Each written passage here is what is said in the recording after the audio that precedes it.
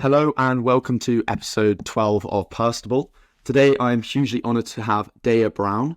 Daya is the daughter of the successful preacher and businessman Olu Brown. She was an intern for Warner Studios, selected as one of 25 out of 1,000 for a Harvard debating project, ran a podcast called The Scholar's Social Project, was the creator of a production brand called Elom Co, and was able to get into over 50 universities, receiving 1.3 million in scholarship money, and is now continuing that path here at Duke University. So thank you so much, Daya, for joining me today. Thank you for having me. It's such a pleasure to be on this platform. Thank you. I wanted to get started by asking where this all came from. What was your childhood like? How did you draw inspiration to where you are today? My childhood was very interesting. I always say that I had a childhood, but I didn't at the same time.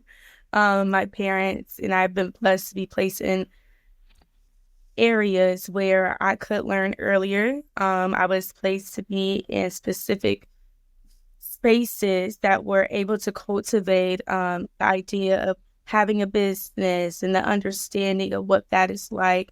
So I always say that after school, I always went straight to the church because I am a preacher's daughter. And I would sit in church meetings all the time, but our church meetings were a little bit different because our church specialized in understanding your audience, understanding your congregation. And with that, you learn a little bit more about the business side of things. I always learned that it was more than just in church. It was also essentially a business. So I've seen a lot of people come and go. I've seen the trajectory of what having a business can be and what it should not be.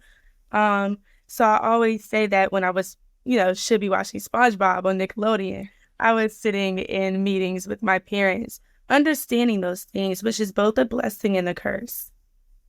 What were some of the biggest lessons you think you learned in those early days? Did you really understand what was going on at that time, that you were being influenced to try and learn these things? Or was it more just like a subtle osmosis thing where you were just sitting there as a little kid and things were just sort of going in your mind? I didn't realize it until much later. Don't get me wrong. I understood where I was at that age, right? Or in my childhood. But I didn't understand the impact of it until about my middle school career. And within that, everyone always tells you that you're going to be something one day, right? But I didn't quite understand what they truly meant by that until I had to go through that myself. I had to go through the trial and errors. I had to go through the clubs. I had to go through the organizations to understand who I wanted to be and how I wanted to get there. So that's how it was for me. So it's really not a certain, I wouldn't say I understood it in my childhood, no. But I do understand it now. And I think one key takeaway that I've learned from this experience and learned from my childhood is that I always say, everything only comes when it's time, right? Everything only comes when the timeline and the alignment is correct. And that's same with personal and in the business spectrum. How did you deal with that as a young child? I imagine with having very successful parents, and your dad's a preacher, how did you deal with the expectation that would come with that?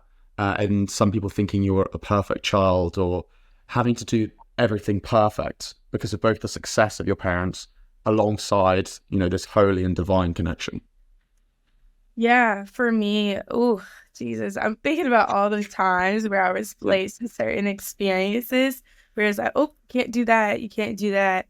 I then related back to it's both a blessing and a curse because it kind of teaches you discernment and it kind of teaches you discipline to understand okay, listen, Dad, you cannot be in this certain space right now. This is not good for your look. And I think it's both not in just relation of just my parents' background, but just in terms of being a Black woman in America, it is a certain way that you want to be perceived.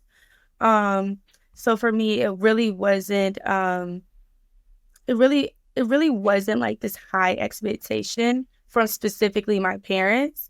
It was more so a high expectation from the congregation and who my parents were connected to, because I always joke around and saying I never truly had strict parents. I never did. Like, of course, they would have their moments, but I never was told no when I wanted to do something. I didn't have a curfew. I didn't have any of that. They had trust in me.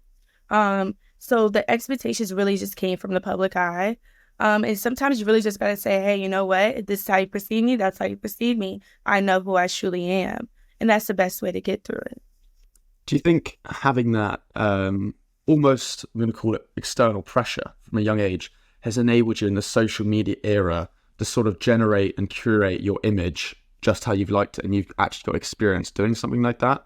Or you say they're sort of separate things? So you're asking me specifically, like, having the sort of like, so all the people looking at you like, you should do this, you should do this, you should do this. And now in the social media area where like everyone feels like, everyone's creating their perfect image. Do you think that's helped and drawn parallels between the two? Or would you say they're sort of too different? I think I've had my moments. I think I've had my moments where I sit down and say, hey, is this something that I want to put in the public eye? Is this something that will be accepted? I think that's just straight human nature to question things of that sense. So for me, I think being in that public eye kind of helped me in the social media realm, because it's kind of like, again, like, if you don't accept me, you don't accept me, but this is who I am, and this is what I'm choosing to show to the public. So yeah, I think it helped me. I wouldn't say it hindered me in any way or form, but yeah. That's insane. I mean, you had a very successful path, even getting to where you are now. But one thing that particularly stood out to me was you were one of the youngest interns ever at Warner Studios. Could you explain a bit about how you got that role, what the process was like, and what you did while you were there, especially being so young? So when I interned at Warner Media, I did it for like 2 summers of shadowing at Warner Media, and I believe I was in the 8th grade and the 9th grade. And I've always am very thankful for the people that my parents have surrounded me with.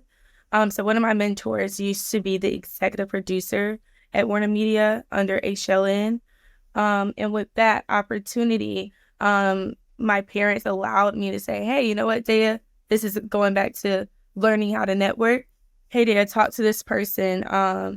Let's see where we can go with that. Because when I interned at Warner Media, I thought I was going to be a lawyer. So for me, it was a little bit different.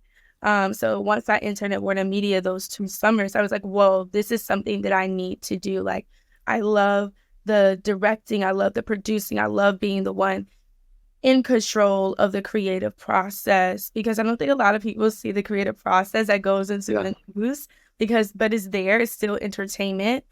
So yeah, for me, that it was just really straight out of networking. And those were like my earlier stages of networking. And I'm still close to that mentor today. She has guided me through every single process since then, provided that eye of discernment to help me get to where I need to be. What's the day-to-day, what was the day-to-day like in that role? The day-to-day in that role is like, I think my call time was at 8 a.m. because I was still young, so they weren't expecting me to be there like 5 a.m. like usual. So really I worked on the producing sides of things. So I'll get in, I'll sit in the newsroom, think of like stories, look at see what's going on in the news basically. Pitch that to the executive producers. And then I would do a lot of shadowing in the newsroom. So seeing how they're going to commercial breaks, seeing how they're switching from segment to segment, seeing if something needs to change, seeing if something is breaking news. That was kind of like the everyday. And then with that, I was blessed to be around college students who are also interning and hearing their perspective on how they got to where they needed to be. And I think I kind of learned from them because I'm a middle school, early high school student at this time, and I'm learning to see what steps they took to get into a role like this. It's like they met me, they're like, "Wait, how old are you?" Like, I'm learning as they're learning from me. So that was pretty much my everyday. It was pretty straight to the point. And then you've clocked out at like 5 o'clock, and you're good. That's amazing. You've also another amazing accomplishment which ties into your later feats. You were a member of you got into a Harvard debating project. Mhm. Could you talk a bit about what that was like and what sort of skills you learned from that? I think joining the Harvard Debate Diversity Project, that was a turning point for me academically and mentally. So academically and mentally, it was a turning point because that program is instilled to stretch. She was now entitled the Veritas School. But when I was in the program, it was entitled the Harvard Debate Council Diversity Project. But that program is meant to stretch you in ways that education has never done before. It's meant to stretch you in terms of how you think about what you should be in the world one day. It's meant to question how you see the world. So with that and learning philosophy and theology and rhetoric and the art of debate, I really took those tools with me in my business, in my personal life. Through that program, I learned more about myself more than anything, and not just from that business spectrum. I was learning about relationships. I was learning about friendships. I was learning about everything that is in the realm of life. That kind of changed my idea and perception of the person that I wanted to become one day. And I did that program during my sophomore year of high school. And I think that was the perfect time to do it because, freshman year, I don't think I wouldn't say I didn't have the potential, but I needed to go through some things before I could sign up for a program like this because it's meant to take all your time. It's meant to say, hey, you can't go out on Saturday, can't go out on Sunday because you have homework to do, you have classes that you have to get done, while also being a high school student in the COVID pandemic. That was a lot. But it really stretched me in ways I never needed before. And I'm very thankful for that opportunity because with that opportunity, it really set the stepping stone for what was to come. Just adding some more context to that, you were one of 25 out of 1,000 kids that got into the program, which is truly exceptional. What I think's very impressive is how you've taken that and the skills that you learned and you managed to transform that into your own podcast called the Scholars Social Podcast. Could you talk a bit about what the purpose of that was, what it was, who you spoke to, and sort of the outcomes you experienced because of that? So really with the Scholars Social, that was a nonprofit organization as well as podcast that I started with my colleagues in the Harvard Diversity Project. That is no longer a business now, but it was the stepping stone for my current business. For us, we were always having those high intellectual conversations, but always having fun, right? And so one day, one of the colleagues, we were like sitting on the phone and her mom comes up to us on FaceTime. She was like, y'all need to start a podcast. Y'all are having insightful conversations that need to be shared. And one thing about the Harvard Diversity Project is that it's meant for minority students. We were having conversations that people thought that 16, 15, 14-year-old minority teenagers weren't talking about. And so we built a business plan. We came up with the execution of what this would look like. The first season that we did, it wasn't the best, but we did it. And then after that season, we started partnering with local companies, and specifically one called Comedy Hype here or back home in Atlanta. And they provided us a space to record our films. They provided us a space to host our events. And they really provided a mentoring opportunity for us because, again, that was a creative space as well. And I think a lot of us within the podcast is that we knew that our dreams were bigger than just the Scholars Social. So yes, we were having conversations about generational cycles. Yes, we were having conversations about being Black in America. Yes, we were having conversations about education and how education has shifted our perception of life. We were having those conversations. We were asking those hardcore questions that you would think, again, that adolescents weren't having, right? And you see it a lot in PWIs, but in Black spaces, you don't see that a lot because they think, or the perception is that you can't have them. So we were just showing the world that we can, and here's how you do it, and here's how you can build off of it. And we invite you into these conversations as well. We invite you to ask us questions. So it was a multitude of things that with the Scholar Social that we did. But again, we realized that our dreams were bigger than just the Scholar Social. And so we all decided independently to do our own thing. And each and every one of them are doing their best, and they're doing it well. And they're very, very successful at a young age. When you started that podcast, I think there's a big difference between what you did and I guess what I'm trying to do, but mostly what you did because you actually did it very successfully. And compared to what a lot of other kids would do, and even a lot of people on social media would do, and that your first step, I mean, as a 15-year-old, 16-year-old, you developed a business plan. So you've always had this entrepreneurial mindset in order not just to have a podcast and talking about things, but how can I grow this? Yeah. So what made you think, I'm not just going to post episodes, but I'm going to try and build a brand out of this? And how did you manage to partner with the Comedy Social and actually really try and get genuine external interest into what you were doing? Yeah, it's really funny to me because everything is parallels, right? Everything is parallels. A little backstory here. Where we had our Harvard Diversity Project classes was the same space that my father started his church, right? It was the same space. And I don't know, for us, it was just it was all like a parallel because all of us had a different story connected to it. So yes, always had the entrepreneurial side. I'll touch on that first. Because one thing about it, and one thing that I always understood going into any business is that if it doesn't have an impact, if it does not provide a solution, if it does not have a mission, I cannot do it. Because if it does not have any of those three things, there's no foundation, right? There's no foundation to build upon that. So I always think of like a construction building, right? Like you're building, you start off with the blueprint, right? The blueprint is a business plan. And so you're starting to get the nitty gritty, right? You're starting to build the foundation of the building. If that foundation is not strong enough, the building would not withstand. So how in the world am I supposed to build a company? And it does not have a good foundation. And I expect for the company to be here 10 years, 15 years, 70 years plus, right? How I had to ask those questions. If I was not here, how would the company continue? That's how I started thinking about those things at 12 and 13 years old, because again, that's what I was taught in that same building where we decided to start Scholar Social. In terms of Comedy Hype and how we built those networking skills, I think every time that I've built a genuine connection out of business, it all happened casually. It was never like forced. It was like, I probably know of a person, right? I'll do my research, but I would not go out my way and say, oh my God, listen, hey, I need you.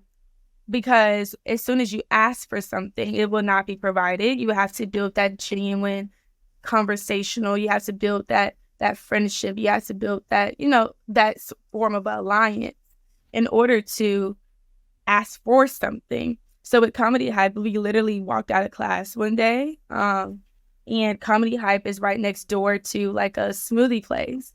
And the owner was right there. They're like, what do y'all do? And we're like, oh, we're hard debate scholars. And also, we own a nonprofit organization. They're like, wait, what? Boom. Built that connection, you know what I mean? Out of a smoothie shop. So it's like we knew of these places. We knew of the impact they could possibly have, but we only wait on that alignment. And I always wait on alignment, both in my personal life and in my business life. Because if you don't wait on that alignment, you're going to end up like, whoa. I'm rushing this too fast. Like I just had a conversation with someone who's very successful in Atlanta. He is a manager to to celebrities and things of that nature, specifically actors. And he told me, you have all these goals, right? With every project, you have all these goals. But if you do not sit within one specific goal at a time, it will be rushed and you won't have time to build onto it. So I think that's just how I've always internally thought about business and the perception of business and the outcome of it all. But then again, I always believe that networking should become out of like being casual. Once it's forced, it won't be the thing for you. How do you balance that alignment and being casual whilst also when you're really hungry for working with a brand or finding business? How do you balance those two? And also, would you ever deal with people or brands that you've worked with that you don't necessarily completely align with? Yeah. Or have you always only ever worked with people that exactly fit your mission statement? The ones that I thought I didn't align with were always the ones that ended up working out better than I expected. I don't know. I think, I don't know. I think it's more so, and correct me if I'm wrong, you're asking me specifically, reword that question one more time before I answer. Sure. You mentioned alignment and drawing a comparison between I think it was the comedy brand and your podcast. And you were talking about the casuality, about like how you're able to casually meet the owner and then sort of develop that relationship. But I'm asking sort of a twofold question. One of how, basically for other people, if they wanted to find similar connections and that they just weren't coming to them, how they could find them.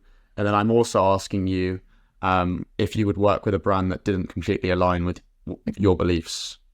To touch your question number one, this was something that I learned out of a Microsoft summit with one of our partners, Girl Wonder and LBRN, which is a producing company or a management company out in Atlanta. And at this conference, she said to me, this is an executive producer, like the VP of, like she runs things at this place of business. And she sat there at the Microsoft Summit, and she said, I started off as like an intern, right?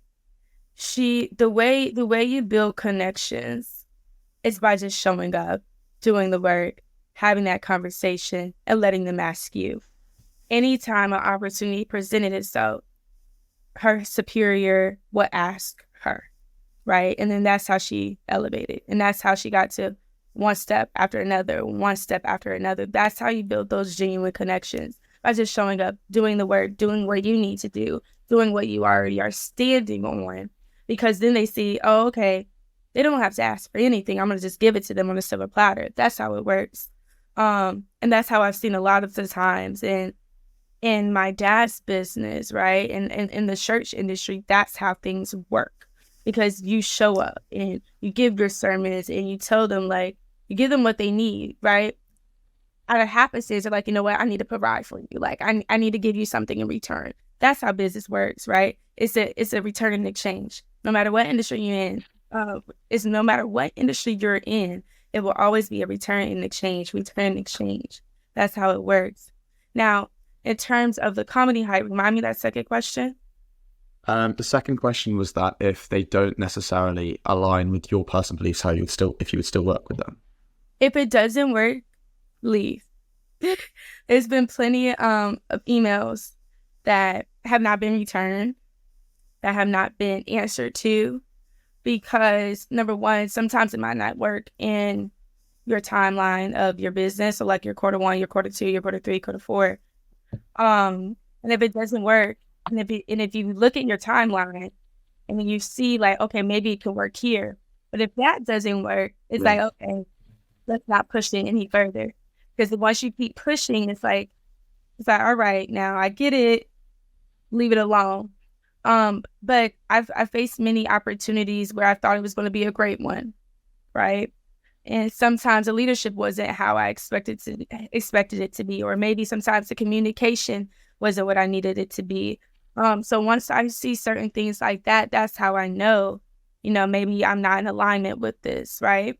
But there's also been times where I thought initially going into something that I could not connect my company or my brand to what their business serves. However, those are the people who we're still in partnership with today, because we figure out ways to innovate.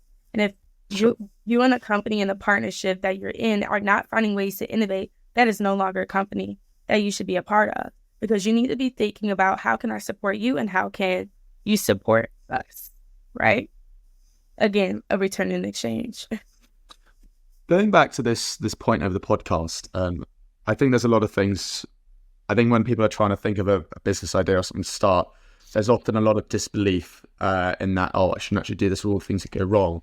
But not only on actually just starting the podcast and building the brand, I'd be curious on your almost fearless mindset in talking about these issues, because a lot of these things can be extremely personal in your childhood, things that actually impact you and your friends on a day-to-day. So what made you so fearless and think, I'm actually going to talk about these things in a public forum for the world to hear? It wasn't until I did like a poetry event, right? I did a poetry event, and someone came up to me. Can't remember her name exactly, but she came up to me and she was like, "You healed me." I was like, "Wait, what?" I was like, "What do you mean I healed you?" And she was like, "You healed me, like your words, what you do, you just do it." And I think for me that was a turning point, because I was like, "Whoa, my words do have the power to change someone. My actions have the power to change someone." So it's like, okay, why not just show the world what I can do? And it's like with that in the back of my head, it's like I know I'm healing a lot of Black girls right now just by showing them like I am doing it. Is it hard as hell? Yeah. But I'm doing it, and I'm showing you that you can do it too. No matter how sophisticated I may make it look, but I'm going to tell you the vulnerable sides of it all. That's one thing about me. I'm not going to sugarcoat it. I'm just going to be straight honest with you. I'm like, if you want to do this, if this is something that you need to do, here's how you do it. And I think with that, and I think with all of my platforms, I showcase that and I think by telling my story and by connecting it with other stories is not very much different than everyone else. We all connect out of pain and out of trauma. And unfortunately, pain and trauma is our inspiration of getting out of the struggle, is our means of trying to become something for someone and for ourselves. So I realized connecting with people through my story is the best way to get to them. So I'm like, okay, in every platform, what am I going to do? I'm going to tell my story. Every platform, what am I going to do? I'm going to tell you how you can be where I am today. So I think that's kind of like the turning point for me, or was the turning point. Have you had any particular stories of people connecting with your podcast and hearing what you've said and them going on to do particular things? Yeah. I have a friend that I went to high school with, and he was always just there. And I was like, it's something about him. Yeah, he got this fire in him. He knows what he wants. He just needs to figure out how to get it. And at first I was like, who is this annoying kid keep asking me? And then I'm like, you know what? Let me sit down and talk with him. Let me tell him how I'm doing what I'm doing, and to see his evolution from, what was that, sophomore year in high school all the way to a college and freshman. He's doing it. He's joining companies, he's joining organizations, he's building his own, he's stepping out and doing things that he thought he would not be able to do. So I often reflect on him, because even after like sitting down and talking with him, he still sends me opportunities. I'm like, you know what, Daya, I think this is a great opportunity. You know what, Daya, I think you should speak here. It's like, again, that return in exchange. It's always a return in exchange without you even knowing it. But he has done a lot, and I'm really, really, really proud of him, and I wish him nothing but success. How did you transition? You mentioned a lot, everyone went their separate paths, but you transitioned into creating your own production company, Elom Co. Mm-hmm. What is that? How did that transition occur? And what lessons did you take from the podcast to create this new platform? Oh, when I could tell you, one thing in a business, things can get a little shaky. It can get a little shaky. And it came to a point within the Scholar Social where it wasn't becoming fun anymore. And it's like, if something is no longer fun for me in a place of business, I can no longer be involved in it. And I wasn't the only one that was feeling these emotions. Again, we were all having our own independent success, and it kind of became like a hierarchy thing, kind of became a race to who could be the most successful, and I did not like that. I was like, this is not me. This is not who I want to be. And I was like, we can all be friends and we can all be successful, or we can all be friends, be successful, and do it together. We decided to say, hey, we can be successful our own separate ways. But with this, but in how I took it to Elom Co Productions, I was talking to one of my mentors who used to be one of the VPs at Amazon. And I always had this dream of starting a production company. And I thought, like, maybe I want to have the next Tyler Perry Studios. Maybe I want to have the next Oprah Winfrey Network. Maybe I want to have the next Amazon. Maybe. And she was like, hey, Daya, hey, girl, you're already doing this production. You're already, because at that time, I have both the love for poetry and film. And at the time, I was producing poetic films by myself and just showcasing who I was in a different light, because what people only known me as was the preacher daughter or the social media girl. And I'm like, I'm neither. I'm Daya Brown. So it's like, she told me, like, you know what, you need to sit down, and what do you need to do? Create a business plan and figure out how you can start this production company now. So I started producing that in like my sophomore, junior year. And junior year was really like, it was hard. It was not hard, but it was hard because you're trying to figure out what you want, right? This is a year before your year. What college am I going to go to? How in the world I'm going to show these colleges that I'm that girl for them, like I'm that student for them that can change their spaces, change their institution.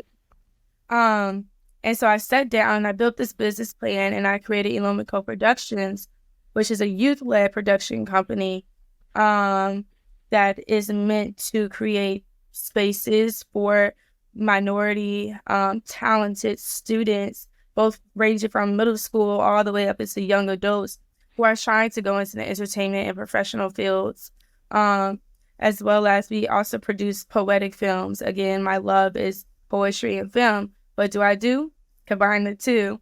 And there's always an audience for something, and there was an audience within that. So that's kind of, but that is how I started Elom Co Productions, and that's kind of where that shift occurred. So I think you said you just rhymed when you said those two things. What do I do? Combine the two. I know, I like that. After building that business plan, how did you go from the idea to actually going and building it out? What were the initial steps? Oh, it was a lot. One thing about Atlanta, and thank God, because it probably would have been harder if I was like in a rural town or something. Atlanta is a melting pot of creatives and young talent. And it's like the beauty when you see someone else start doing it, you'll be surprised to see how many people start running to you like, hey, let me hop on this project with you. Hey, let me do this. Let me do that. That's how you start building that network within, within your cohort and like within your everyday people that you hang with. And like people who were in my company or who were in my company, we're also like one of them where they were also in the Scholar Social, and he was like, you know what? I have this passion for creativity. I have this passion for styling. I'm like, okay, come on my team. Boom. What are you? A creative director. And it's like with those people, you're just meeting, and you're meeting more and more people. And it's a quick DM, right? It's like, hey, I see you're doing this. How can I be of help? That's how I kind of like started my company, because at first it was just me and my friend who is like the everyday logistics person. And it was just us at one point, and then it just started slowly to build and to build and to build and to build. I think that's kind of how like everything started, but I really just had to sit down with a goal, and then again, everything in terms of networking always happened naturally. My company hosted an event in the summer going into the senior year of high school with a local Black-owned tea company in Atlanta, and we did an open mic. And the person who I told you about in terms of he's very successful today, it was another event going on that same weekend. He invited multiple people out, and one person he invited is my current project manager today. And she came up to me after the event. She was like, you know what, Day, I love everything you're doing. We need to connect, and I need you. And I'm like, girl, you're here with the plan. You see the vision. let's go.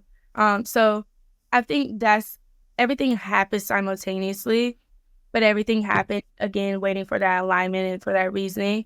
It's many opportunities that I have been told no, or we have told no, right? And I think with that, it's like you kind of are just like learning the ins and outs. As I'm building this company, I was learning the ins and outs, and man, has it been hard? It has been hard. Like, this is no joke. But I'm very thankful for the process, because you make a mistake and you learn from it. If you were to do it again in a for-profit setting, what would you do differently? Ooh, man. I think in terms, if I did it in the for-profit, we would be probably 10 times more successful. But I would have to be willing to wait on it. Because if it was a for-profit, when in for-profit organizations, you can't really do everything at a rapid pace, right? So I feel like what I have now was the test subject. Maybe if I do it again, it will be for-profit. But in the space that I was in, or still currently in, I don't think logistically it would have been right. Sure. But I'm not saying you should have done it for profit in the first place. I'm praising the idea. I'm just saying, like, in terms of like a learning from or the lessons you took in that field, if you were to do a similar thing in a for-profit setting, what lessons would you have taken from that and done differently? I would have done more outreach. Right. I would have done more outreach. That's what I would have done differently. Like, yeah, I did outreach here, but it was close-knit, right? I just really stuck with the people that I really already knew. I didn't care to meet more people. But if it was in that setting, it would have been more outreach, and it would have been more of a willingness of a community, if that makes sense. Sure. And with that being so young and creating a production company, how do you both show the level of trust that, hey, I'm going to work with you on this and actually follow through with it, but then also show the performance side that, hey, I'm actually really good at this, you should work with me? How were you able to illustrate that when you were within that field? By doing it by myself first. By doing it by myself without a team, right? Because that's the first couple of projects were by myself until Elom Co became a thing. And when they saw that, they're like, oh, okay, if you can do this by yourself, here's how my team can support you. And that's what CEOs have told me. That's what VPs have told me. They're like, oh, okay, we've seen the precedents, right? We've seen that you are able to do this. Oh, okay, so you're also doing it with 5+, 10+ more people now. So I think them seeing that kind of gave them trust in me, to show them that I can do it. Yeah, it may be hard. It may be some revising. It may be a lot of things, because when you get a project, it does not stay that same project. It needs to change sometimes. But when they saw that, that's when they realized, like, okay, this girl is nothing to play with.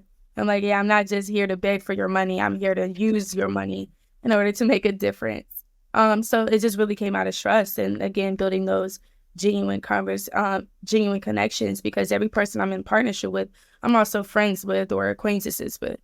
And I think them seeing that is really what helped me in the long term. One of the key things you've spoken about is the idea of a mentor, and them advising you and bring you along. For those that don't know, what is a mentor? How did you find your mentors, and how could someone listening go about finding their own? Yeah, mentor. A mentor is someone who guides you through the process. A mentor. I have mentors in different realms of my life. I have mentors in terms of the academic field. I have mentors in terms of the personal. I have mentors in terms of the business. Sometimes those are just given to you out of organizations that you're a part of. Other times it happens out of happenstance. And every mentor that I have today are either people I call auntie, or my mom calls her friend, right? Or my father calls their colleague or his friend. that's how I received my mentors, because of that, because of those connections, and because they saw that I was more than just their niece or their goddaughter or Sure. this person's daughter. They really saw that I had this drive in me, that is literally burning, and I'm like, I need to get it out, and if I don't get it out, I'm going to go insane. That's what they saw. And ways to get a mentor is the people have reached out to me through email, LinkedIn, and say, hey, can we have a sit down? Hey, can you be my mentor? I see what you're doing. Both men, women, everyone, like, and I'm kind of like shocked because, like, oh my God, because I'm still being a mentor myself. Like, how do I become a mentor to someone else? But getting those mentors can be by, you know, your family connections. It could be in your business settings. And it could just be simply by sending that email, sending that text message. And figuring out ways that you need support. Because again, it's different. You know, what advice would you have for people? I mean, your podcast was about people and facing, facing the things in everyday life. What advice would you have for someone, irrelevant of race or gender, that is facing oppression, or is facing financial struggles, or is struggling in school, and they're lost and they're looking for their way forward of how they could find a job or find a passion or find a way to improve themselves? What advice would you have for those people? The way you're saying that is like literally like the thoughts that happens in the college girl's mind or college student's mind, period. And so those are actually the conversations I've been having with myself. So as you're asking me that question, I'm thinking about how in the world did I get up, right?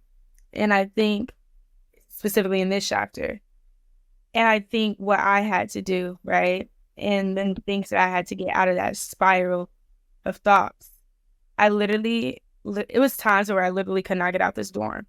And I was like, you know what? I can't do this anymore. Like, what in the world am I doing? If I did not tell myself to get up and to build a support system and to build a to-do list, those are the three things that I had to do. I had to tell myself to get up. Get up, Daya. Get up, Daya. No, it's probably not going to be the best day, but get up. You can do it. You can do it. Boom. What else? I need a support system. Who am I leaning on? I'm leaning on admin. I'm leaning on family members. I'm leaning on those close-knit of friends. And then how am I going to make sure that I am making up for all of these spiral thoughts, right? I had to create a to-do list. And that to-do list is not just, I'm going to do my laundry. No. It's deeper than that. It's figuring out ways how you're going to start a hobby, or figuring out ways that you can build upon your business. How can you make yourself grow? And when you start with those things, I think that's the only way you can get out of those spiral motions and thoughts, because once that consumes you, it becomes your everyday cycle, and it takes a lot to get out of. It takes a lot, which I don't wish upon anyone. But if you are going through that, those are the 3 steps that I did, and I'm still going through it to this day. It doesn't get easy. I mean, it's going to get harder, but as long as you keep those 3 things in mind, you should be just fine. That's really good advice for anyone listening. I think there is one sort of standout thing from everything you've done, which was picked up by the media, particularly over the past year, and that you were able to get into over 50 colleges, get over 1.3 million in scholarship money. I would be curious as why you applied to so many colleges, how you were able to get so much scholarship money in the first place, and what sort of mindset you had going into the application process, and how you built this perfect application. Yeah. I'll first start with the last question you presented me. Sure. For me, back home in Atlanta, I wasn't the first person to do what I did, right? And I remember being like a freshman in high school, 8th grader. I'm like, dang, how in the world did they get into all these colleges? How in the world did they become successful? And I looked at the blueprint I looked at the blueprint. I saw what they were doing. They were the SGA presidents. They were the BSA presidents. They were the Beta Club presidents. They were in National Honor Society. They did it all while still being themselves, while still having fun, while still being this person that was willing to be a leader. So I always looked upon that at a younger age, as a younger, person in high school, and looking at these people who have done it, and I would have these conversations with them. How did you do it? Like, I'm not trying to pay for college. Like, no. That's not my central goal here. I'm not trying to have student loans. I'm not trying to do any of that. How in the world did you get to where you need to be? And I was having those conversations since 9th grade, and being in the pandemic, right? And being a freshman turned sophomore in the COVID pandemic, you're stuck at home. And you're like, okay, what else do I have to provide the world, right? Sure. And I start researching. And at that time, I thought I was going to be a lawyer. I was like, that doesn't sound right. I don't want to be a lawyer. I can't do this. Okay. Visual media studies, right? Production. And I started in 9th grade year, I just started this whole list of schools that provided a major or a minor or a certificate and in the things that I was interested in. And I just kind of set with that. And then I started researching the big scholarships, the Gates, the Coca-Cola, the Questbridge, the fraternity, the sorority scholarships. This is all in my 9th grade, 10th grade year. And after that, I just really had to really hone in. At first, I did not know I was going to go to Duke University. I thought I was going to go to Harvard, personally. It was either Harvard, USC, NYU, Columbia. And then, I visited all those schools. I was like, oh, no, this is not going to work for me. And then unexpectedly, I visited Duke University on a high school trip my junior year. And I was like, hey, guys, I'm going to Duke University. It was the only one that made sense. It was the only one that was for me at the time, and in the space that I was in. I was like, I'm going to figure out a way to come to Duke University. I don't know how I'm going to do it. I don't know when, but I am going to do it. But being a Black woman and looking at that 7.7% acceptance rate, you're like, whoa, can I do it? And there's so many people were telling me maybe you can't do it. Maybe you can. Yeah, I had the grades. Yeah, I had the accolades. But that 7.7% was scaring me. So one thing about it, Common App, how we utilize that, you apply to 20 schools on there. And then before I started the Common App process, I started going to college fairs, and I received on-site admissions, on-site scholarships, just by showing them, my resume and my grades. And they're like, okay, full ride, here you go. Right in the spot. I'm like, Same. You know what I mean? And then after that, it's another platform called Black Common Apps. And that's where you apply to all of the HBCUs in America. And I applied to that. A good majority of the schools I got into provided me with an academic scholarship. And then, but I was really set on either Duke was my number one, Harvard or USC. And I applied to all those schools. The only one that I did not get into was USC. And I'm like, can't do that. Yeah. Because if I wasn't at Duke, I would either be at USC. I don't think I could handle Harvard. Yeah. But Duke was, that's how, that's the story of, a part of so many schools, because of that fear of being a Black woman and not getting into a school that people back home thought you could not get into. What, you mentioned that feel when you visited Duke. What do you think it was in particular about the school that made you want to come here? And how has that contrasted from that not being here to now actually being here as a freshman student? Harvey, you're asking questions now. I think for me at the time, I first visited Duke, I had this euphoric feeling. I was like, wow, I could see myself conquering a lot here. I could see myself doing everything that I thought I should be doing, right? I'm like, okay, how can I bring you, like, before your freshman year, like, okay, how can I bring you Elom Co here? How can I do this? How can I show these people who I am as a person? How do you restart this narrative of you from high school? Because essentially you're becoming a new person.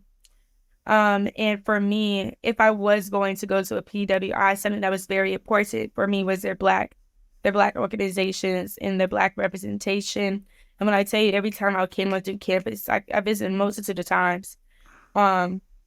I just kept running into Black people, and I appreciate the minorities here, right? Because you won't just see one standard perception of a student; you will see a multitude, and that's both on the staff, that's both in the student body, that's both in Durham, and it's like that's what I needed, that's what I craved. So I'm like, okay, I could do this, right? I could do this, and so that's what it was for me.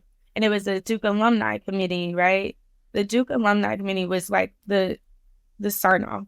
Like I was unexpectedly like back home just meeting people who either knew a Duke alumni or was a Duke alumni. And as I'm talking with them, like I'm like, okay, I can really see myself here. They told me it will be hard. That's what they told me. I said I didn't believe them. I did not believe them at all. But they did tell me it will be hard. And I think now being here is kind of hard. Like, and it's not. I don't think it's hard academically. I haven't been pushed academically yet, but it's more so the social life and like making sure that you are showing up on who you need to be. And it's hard. It's very hard because you're still learning who you want to be in this chapter of your life. And you have to realize that you have to let go of certain things, certain ideas, certain perceptions. And you're all doing that while you're trying to figure out who in the world do I want to be right now? While everybody else trying to figure out their own thing. That's what they don't tell you about college. It's like, okay, yeah, the academics are great. Yeah, finals are here. I'm not worried about that. I'm more so worried about how can I feel in a place where I am okay. And I'm okay in my independency to say, yeah, I'm cool. And accept me as I am. I think a lot of the times college students have this mask, and correct me if I'm wrong, we go on the same campus, we have this mask and this persona that everything's okay. But in our head, we're having those spiraling thoughts that you mentioned, right? And it's like, you're trying to get out of it, you're trying to get out of it, you're trying to get out of it. You're like, whoa, you're in a new environment, you're with new people, you're not with your parents anymore, you're not with your friends back home. Like in the ideal world, you just go back home. We do. But we live on this campus. We learn on this campus. We socialize on this campus. We are learning how to be our own selves. And I think that's the struggle that I'm having right now. Just as much as anyone else, I'm just being vulnerable about it. Because I've had conversations with people who are in the same predicament as me. And it's just the willingness to accept it at this point. Thank you. That's a very touching story, and I think something that a lot of kids here would probably agree on. I mean, for many people, it's the first time away from home, as you mentioned, being away from your parents, and often those support systems, which you mentioned was so important, are sort of taken away, or at least they're not taken away, but just in a different format, as your parents aren't at home every night. And yeah, I think anyone, starting out their college career finds that tough, but I do know that does get better. I mean, I was at boarding school in the UK, and I found that when I initially came, I found that really tough. I mean, I was away from home. I was in another country for the first time. I didn't know anyone, even though the academic side was fine, had to do completely new activities, make completely new friends. And I think that whole thing gets really overwhelming. But I think as you sort of go on over time, it gets better. But I think there's a presumption that when you're going to this new place, that all the connections and, where you were, so let's say it was rugby for me, or this is soccer or whatever, and you're doing really well, you think you're just going to keep getting better. And it might have been similarly with you, with your production company or something like that, and you've got this base, you're going to go to Duke, it's just going to take off straight away. Whereas all the other strands, all the support network, which were here before, now have to be restarted because you're in a new place. But yeah, you can always talk to me, and I'm sure you're going to be flying over the next few months.